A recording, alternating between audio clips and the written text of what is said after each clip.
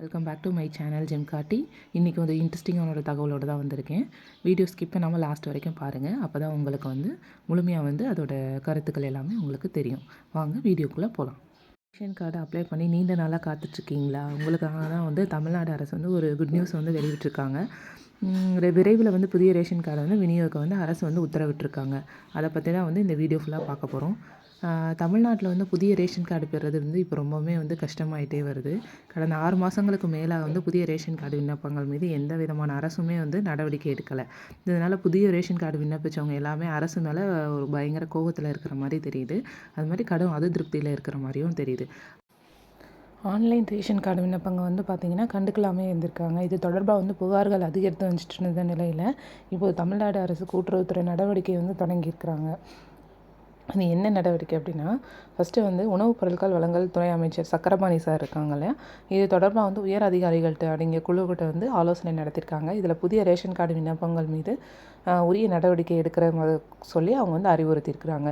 Ration card விண்ணப்பங்களை வந்து பரிசீலித்து தகுதி வாய்ந்த விண்ணப்பங்களை வந்து புதிய ரேஷன் கார்டு கொடுக்கணும் அப்படிங்கிறதையும் சொல்லி அவர் வந்து அறிவிச்சிருக்கிறாரு. மேலும் வந்து பார்த்திங்க அப்படின்னா, குடும்ப அட்டைகளுக்கு எண்ணிக்கைக்கு ஏற்ப புதிய ரேஷன் கடைகளையும் வந்து தொடங்குறதுக்கு அதிகாரிகளுக்கு உத்தரவிட்டிருக்காங்க. அமைச்சர் சக்கரபாணி எடுத்த இந்த முடிவு வந்து புதிய ரேஷன் கார்டு விண்ணப்பிச்சிருந்து காத்திருந்தவங்க எல்லாத்துக்குமே வந்து ஒரு மகிழ்ச்சியை வந்து ஏற்படுத்தியிருக்கிறது. அதுபடி பார்த்திங்க அப்படின்னா, உணவுப் பொருட்கள் வழங்கல் துறை அதிகாரிகளும் ரேஷன் கார்டு விண்ணப்பங்கள் மீது வந்து பரிசீலனை வந்து தொடங்கிட்டாங்க. விண்ணப்பதாரர்கள் கொடுத்துள்ள ஆவணங்கள் குறித்து கள ஆய்வு வந்து நடந்துகிட்டே வருது. விசாரணையில் வந்து பார்த்திங்கன்னா தகுதி வாய்ந்த விண்ணப்பங்கள் எல்லாமே வந்து ஏற்றுக்கொள்ளப்படும் அப்படின்னு சொல்லியிருக்காங்க. ஒரு வீட்டில் இருந்தபடி ரேஷன் கார்டு அப்ளை செய்தவங்களுக்கு விண்ணப்பங்கள் வந்து நிராகரிக்கப்படுது. அதே போல் தான் உரிய ஆவணங்கள் கொடுக்காதவங்களுக்கும் விண்ணப்பங்கள் வந்து நிராகரிக்கிறாங்க. புத்தாண்டு தொடங்கிருச்சு அப்படிங்கிற நிலையில் வந்து இந்த ஆண்டோட தொடக்கத்திலேயே வந்து புதிய ரேஷன் கார்டு விநியோகம் தொடர்பான நடவடிக்கைகளை வந்து சூடு பிடிச்சிருக்கு.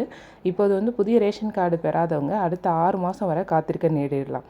எனவே வந்து புதிய ரேஷன் கார்டு வேணும் அப்படின்ற விண்ணப்பிக்க உரிய ஆவணங்களை கொடுத்து ரேஷன் கார்டுகளை வந்து பெற்றுக்கோங்க அப்படின்னு சொல்லி கவர்மெண்ட்லேருந்து ஒரு அனௌன்ஸ்மெண்ட் வந்து வந்திருக்கு.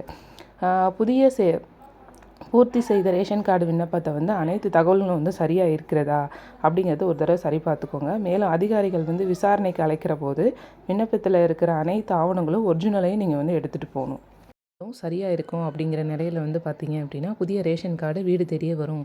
எனவே வந்து ரேஷன் கார்டு வந்து வேண்டும் அப்படிங்கிறவங்க வந்து இந்த நேரத்தை வந்து சரியாக பயன்படுத்திக்கோங்க. ஏன்னா இந்த நியூ வந்து இயரை வந்து ஸ்டார்ட் ஆகிருக்கு. அதனால் நீங்கள் அப்ளை பண்ணிங்கன்னா உங்களுக்கு வந்து வேகமாக கிடைக்கிறதுக்கு வாய்ப்புகள் உண்டு. அதே மாதிரி ஒரு குடும்பத்தில் இருக்கிறவங்க வந்து 2 கார்டு போடணும் அப்படிங்கும் போது கொஞ்சம் பார்த்து யோசிச்சுட்டு போடுங்க. ஏன்னா அது வந்து இப்போ வந்து அக்செப்ட் ஆகுறதில்ல. அது மட்டும் இல்லாமல் வந்து நீங்கள் இது ஆன்லைனில் எப்படி விண்ணப்பிக்கணும் அப்படின்னா, நீங்கள் வந்து நேராக இ-சேவை மையத்தில் போயிடுங்க. உங்களுக்கு அருகில் இருக்கிற இ-சேவை மையத்தில் போனீங்கன்னா அவங்க என்னென்ன டாக்குமெண்ட்ஸ் வேணும்னு சொல்லிட்டு உங்களுக்கு சொல்லுவாங்க. அதை மட்டும் நீங்கள் கொடுத்துட்டிங்கன்னா அவங்களே உங்களுக்கு ஃபாலோ பண்ணி வாங்கியும் கொடுப்பாங்க. இந்த மாதிரி ஃபெசிலிட்டிஸ் இப்போ வந்து லோக்கலில் எல்லா இடத்துலையுமே கிடைக்குது.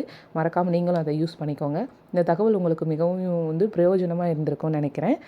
மேலும் இது போன்ற தகவல்களுக்கு என்னோடய சேனலை வந்து மறக்காமல் சப்ஸ்கிரைப் பண்ணுங்கள். அப்படியே பக்கத்தில் இருக்கிற பெல் ஐக்கானை கிளிக் பண்ணிக்கோங்க. வீடியோக்கு ஒரு லைக் பண்ணிடுங்க ஃப்ரெண்ட்ஸ். பாய்.